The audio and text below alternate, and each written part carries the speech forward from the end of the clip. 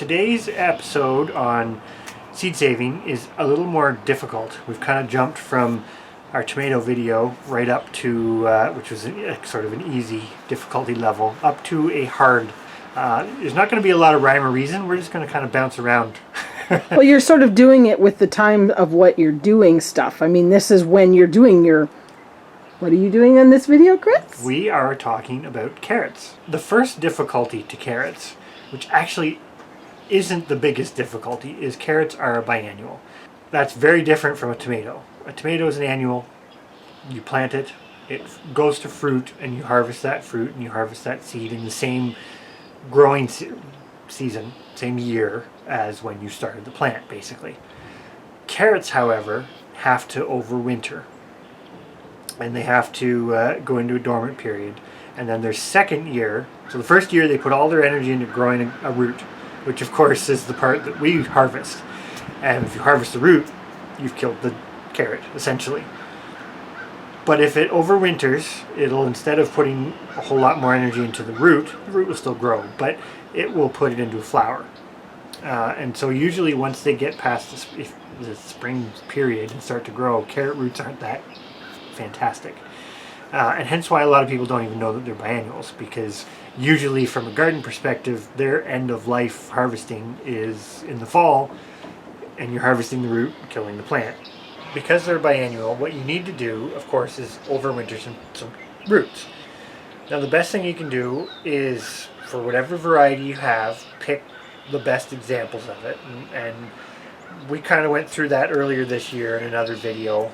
Which we'll link above. We'll link it above. We didn't necessarily get the best examples, but we had the best examples of what we produced. Let's put it that way. Carrots aren't like tomatoes where you can just have one plant and get viable seeds. You do need to have some mixing. This is not a vegetable that does well with extreme inbreeding. You have to overwinter it. It takes some planning.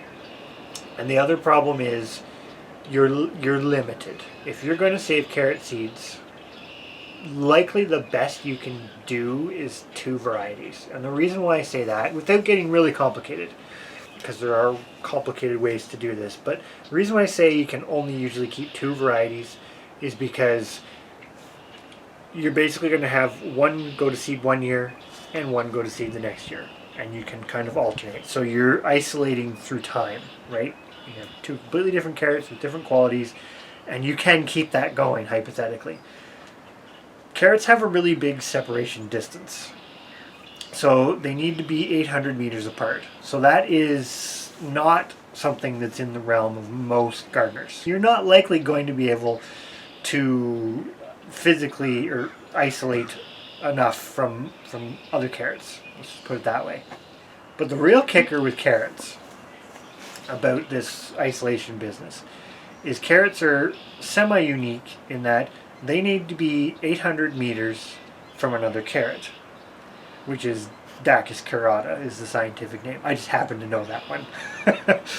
That also means that they need to be 800 meters from what's called Queen Anne's lace, which is essentially the wild carrot, because wild carrot or Queen Anne's lace is still Dacus carota.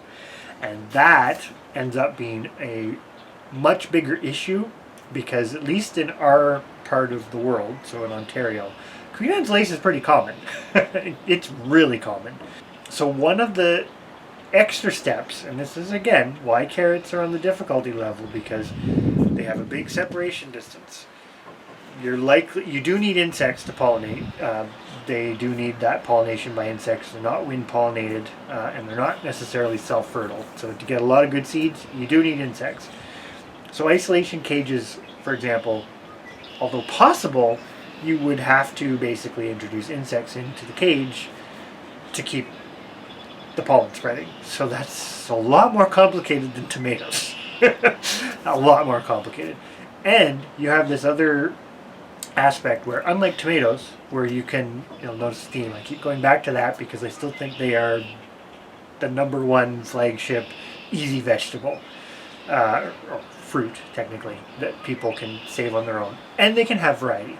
But with carrots, you can't do that. The best you're going to probably be able to do is 2 varieties, and then of course you have this issue with Queen Anne's lace. So on the Queen Anne's lace front, the one way to get away from it, or at least the way that we are experimenting with, is to get the carrots going earlier. So this comes back to that time thing. If you can get the carrots to go to flower and produce their seed, set their seed before the Queen Anne's lace does, then you're not going to get the crossing.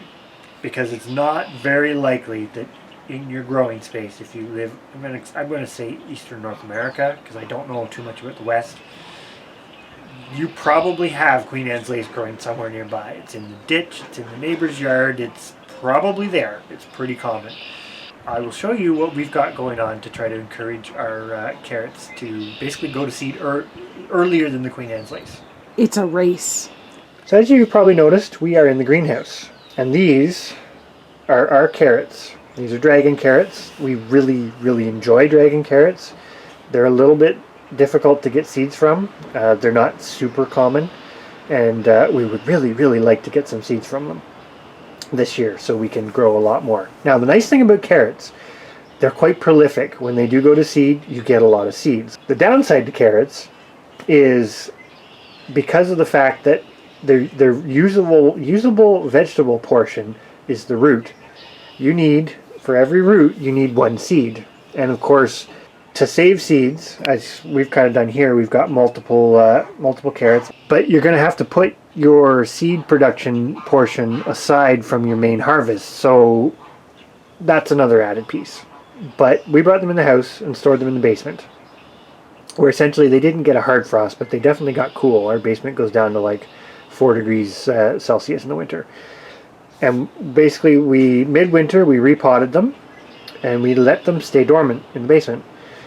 Now, they started to sprout before we brought them out here, but we brought them out to the greenhouse early, and as you can see, they've got some pretty good growth. And if I go in a little closer here, you can sort of see, although it's still a long ways off, they are starting to sort of grow that big central stalk that will eventually become the carrot flower.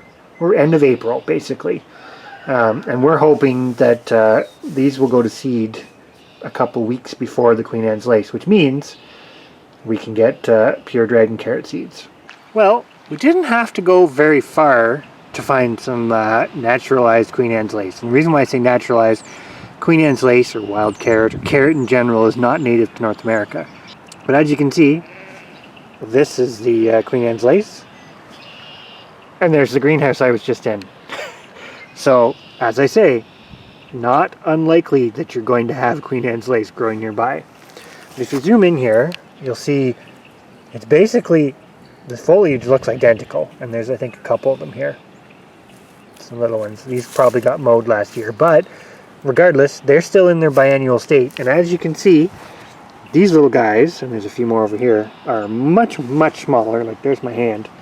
Much, much smaller, much further behind in their growth, just because they've been exposed to the outdoors, than the dragon carrots I have in the greenhouse.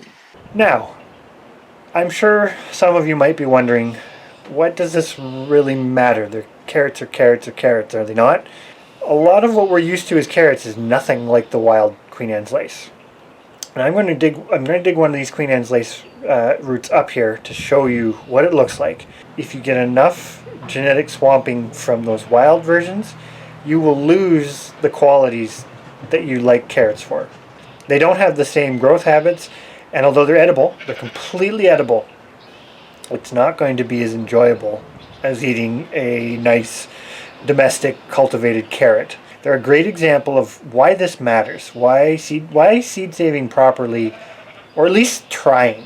I should say it that way, at least trying. If you don't try, you're guaranteed to be getting the crosses. If you try, it might still happen, but you are doing your best. Even if you save your own seeds, when you get a variety that you like, unless you start to save bigger and bigger populations of carrots, you may want to periodically, at least at the beginning, keep bringing in some seeds. We purchased some more seeds this year. We're going to try to get dragon carrots out of these, dragon carrot seeds, sorry, but we are still going to grow dragon carrots from the seeds that we purchased, again, from a different source, and eventually sort of put them in. It's almost more like breeding livestock, because you have to think about things like inbreeding and population size and all that other fun stuff. But right now, let's go and dig one of these Queen Anne's lace up and show you what the root looks like. There is a wild carrot root. And Not at all like what we'd want to eat. No, not at all. It's got lots of offshoots. It doesn't have a lot of thickness to it. Now, that's edible. There's absolutely nothing wrong with consuming them. So I think this carrot example is a great example. I mean, same botanical species as our domestic carrots. This is a good reminder in trying to be self-sufficient. You still need to know some of these skills. Breeds have been developed and purposely selected for certain sets of qualities. Those qualities don't necessarily translate very well into a natural selection standpoint. As I was saying with the wild Queen Anne's lace, their goal in life is to produce seeds to produce more Queen Anne's lace. They're not producing perfectly cylindrical carrots or unique colors or any of that sort of thing. This plant to live doesn't need those characteristics. Those And characteristics. you just killed it. Well, I know I did kill this one. Just imagine a garden full of these is not going to provide you with much in the way of storage capacity. And I guess I'm kind of reiterating the point here, because I think the biggest problem with seed saving is people start to look at it like, oh, it's too hard, it's too complicated, I don't want to learn all of that stuff. Depending on your motivation, you have to at least be open to it, because the plants, those qualities that you love in those plants, if you don't select for them, there's very little value to the plant. And in a lot of cases, such as Queen Anne's lace and carrot, given enough time and enough outcrossing with its wild cousins, they will revert back to this, and you will lose any of those qualities, which is, again, going full circle back to why these are a little more complicated as far as saving seeds. Carrot has got to be one of the most, I don't know, staple of the garden vegetables. But just because it's a common thing and grown by many doesn't necessarily mean that propagating it's easy. So as I say, whether you are a small gardener, a homesteader, heck, even a market gardener who wants to save your own seeds, or a prepper, hopefully the message you take from this video is, yes, it's difficult. Yes, it requires some learning. It's not impossible. Unlike the tomatoes, which of course was our first sort of species-centric profile here, carrots are kind of the exact opposite. They are super useful as a food source, but they don't lend themselves well to your average gardener to easily save seeds from. If you don't do it properly, you do run the risk of losing the desirable qualities that you grow the carrot for in the first place. So on that note, hopefully you found this informative. Hopefully you did find that there was some ways to potentially make this work and not be all doom and gloom. But anyway, stay tuned for our next video on our next vegetable subject.